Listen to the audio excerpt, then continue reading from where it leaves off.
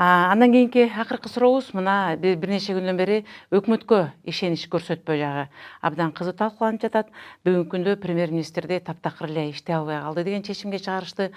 Ал эми биринчи вице-премьер-министр Жеңиш Разаков боюнча дагы элдин ою ар кандай кетип жатат. Ошол боюнча айтып кетсеңиз.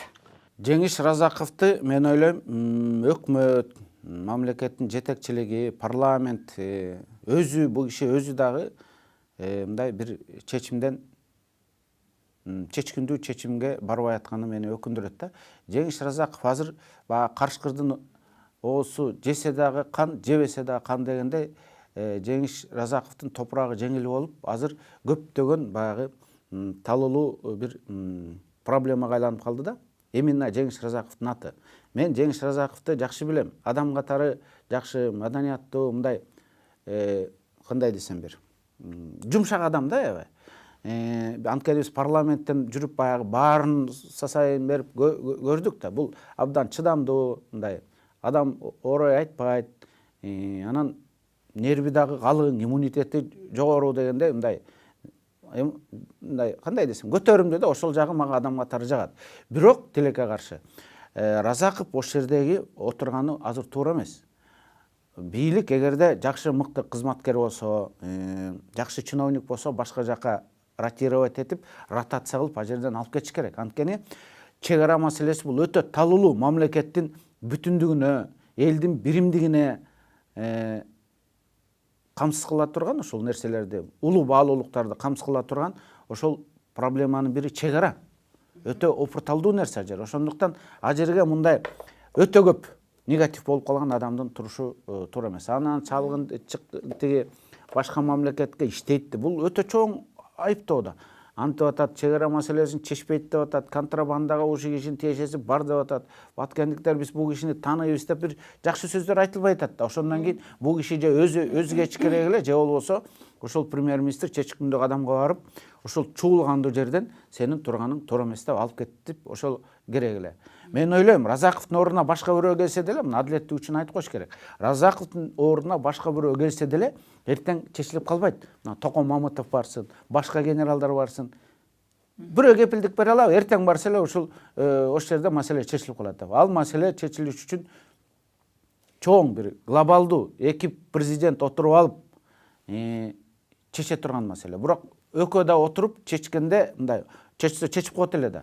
Ал да чечилбей турган маселе, анткени алар өзлөрүнүн жана Варухка кире турган жолуна деген бир чоң планды коюп алган. Алар да вертикал катуу, ошондуктан коом 2-3кө бөлүнбөйт. Биз болсо тилекке каршы чек ара маселе боюнча 2-3кө эмес 7-ге 8-ге бөлүнүп алдык. Азыр бирөө алмашалы десе, экинчиси болбойт, анда чыккынчылык болот дейт. Бир жерди берели десе, ал жерди бергениңер, жерди саттыңар, элди саттыңар деп каргап шилеп, ага да эч ким барбайт. Ал өтө опурталдуу. Алмашпай чечели десе, анда ушундай конфликт чыгат. Көрдүңөрбү? Өтө опурталдуу. Азыр жана бакылдап минч керек, тигинч керектер дегендер да барса да чече албайт аны. Ошондуктан бул жерде өтө кылдат, өтө аяр мамиле керек. Чоң дипломатия керек дегендей да. Эки элдин ынтымагы керек. Анан болбосо аяр мамиле болбосо, коом 3кө 4кө бөлүнүп алса чек ара маселе боюнча. Тиги туугандар айтып атат, кыргыздар 7-8ге бөлүнүп алды, ушундан пайдаланып биз өз кызыкчылыгыбызды өткөрүп алалы деп ал тарапта турганда ал тарапта бул боюнча улуттук позициясы мындай күчтүүрөөк болуп атат да. Биз ушул улуттун кызыкчылыгы үчүн кээде бир консенсуска келгенде бир үйрөнө албай койдук да. Сөзсүз түрдө уш жерден кармап, талуулуу жери бул, уш жерден эле мындай бутка чаап, концентратып салыш керек деп. Бул бир сүйүмүнүтүнө кызыкчылык, кичинекей адамдар кээде бир кол чабат, пиар болот, хайп деп коет го. Хайп болор балким. Бирок жалпы ушул маселени чечүүгө, жалпы улуттун кызыкчылыгына каршы келип атат да. Анткени тиги тарап айтып атат, буларың 7-8ге бөлүнүп алып, бирөөсү Т десе, бирөөсү Б деп атат. Бирөөсү А десе, бирөөсү Б деп атат. Ушундан пайдаланып, биз өзүбүзгө бекем туралы деп, алардын позициясын биз жакшыртып атабыз да. Ошондуктан ушундай маселеге келгенде биз баарыбыз бир муштумга түйүлсөк да, кандай кылганда туура болот, кандай кылганда туура болот деп. Анан мен ойлойм, ошол Разаковдун ал жерде болгону туура эмес. Аны жылдырыш керек эле деп мен жеке инсандык оюңуз, пикириңизди айтасыз. Эми өкмөт жөнүндө айтып кетсеңиз. Бүгүн жанагы ат башыда курулуп аткан логистикалык центр. Ушул логистикалык центр боюнча түшүндүрүү иштери таптакыр болбой атат.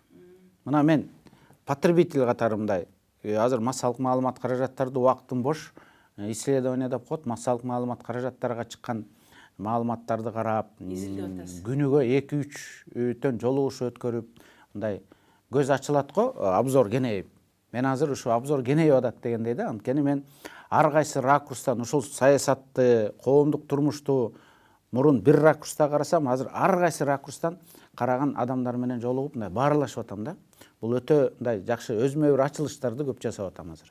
Ошол эми жанагы нарын боюнча да логистикалык центр боюнча азыр абдан чоң бүдөмүгөйлөр коомчулукка чагылгандай тарап атат.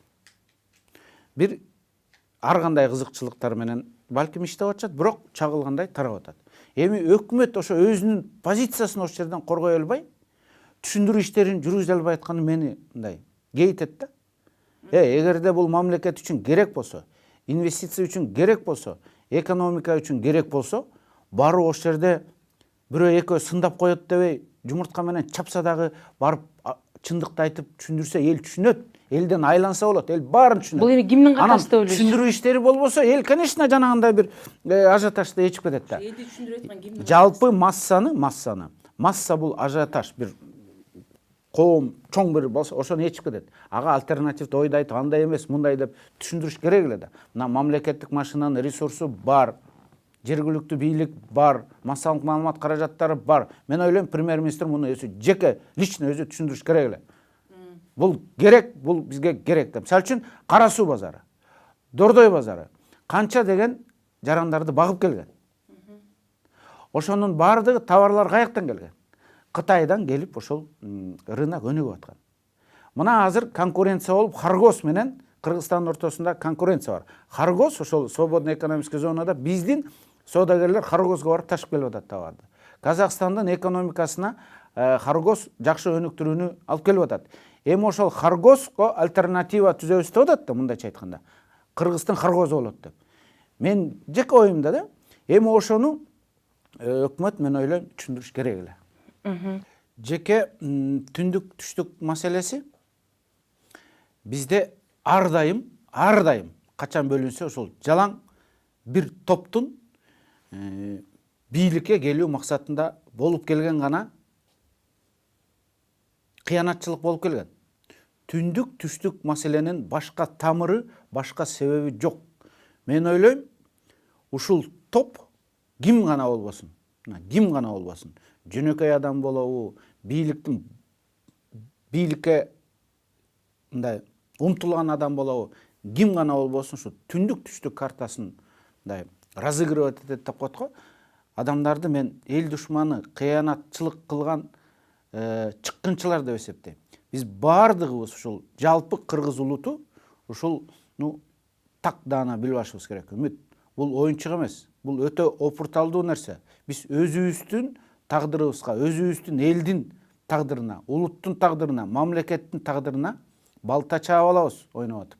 Ошондуктан жана түндүк түштүк маселесин публично козуткан, тымызын козуткан, былгытма козуткан, кандай гана шартта козуткан адамдар, булар эл душмандар, булар маңкурттар.